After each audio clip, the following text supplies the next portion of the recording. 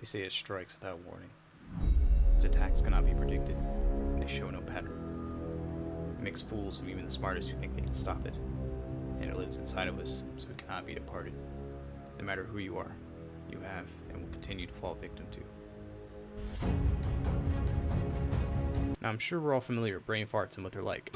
Some are silent and practically unnoticeable, while others could be so impactful they completely change the outcome of your life. Okay, I never had one that bad, but here are some of my experiences. Back in like 3rd grade, my mom, who was becoming a nurse, picked me up from school and took me to her college's support services to renew her student ID.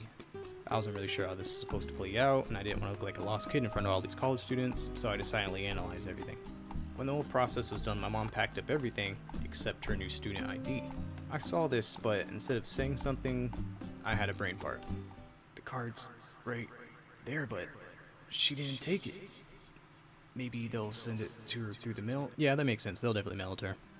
So we leave, and we go home. Right before we get out of the car, my mom checks her purse to make sure she has everything. What? Where's my ID? Oh, you mean the one you left at the front desk of the support services? And back to the college we went. I believe I was watching Criminal Minds the night before, and I saw the scene that showed this girl had photographic memory. I told my mom I was just like her, but she disagreed. Bruh. If she was in your position, she would have said something. I sat back in my seat and thought to myself, damn, she right. Another experience I had with brain farts is when I went to a certain friend's house for the first time. We were chilling in the backyard when the back door started to creep open.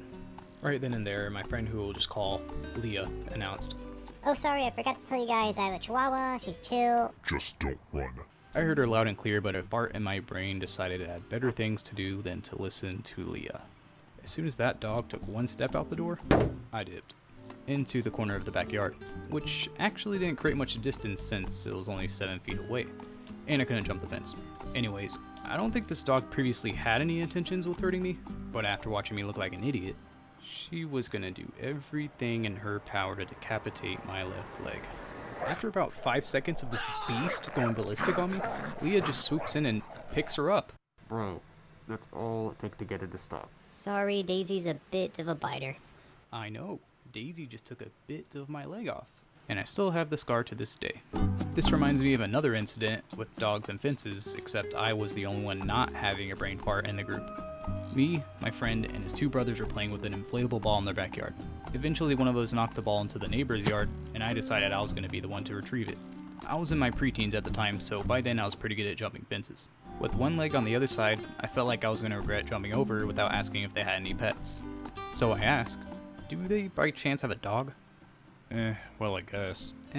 Well, it's a dog. So then I asked, is it a big dog?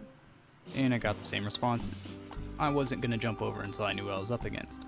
And I'm glad I remained cautious, because mid-conversation, the neighbor's glass door slides open to reveal a rather non-threatening older woman who appeared to be in her mid-60s, maybe lower 70s, and her massive Rottweiler. Careful. Don't jump over the fence or the dog might get you. She tosses over the ball, and my Chilongos seem to be acting a little too nonchalant about this whole situation. One more leg over, and who knows? Maybe this dog would have finished what Daisy started.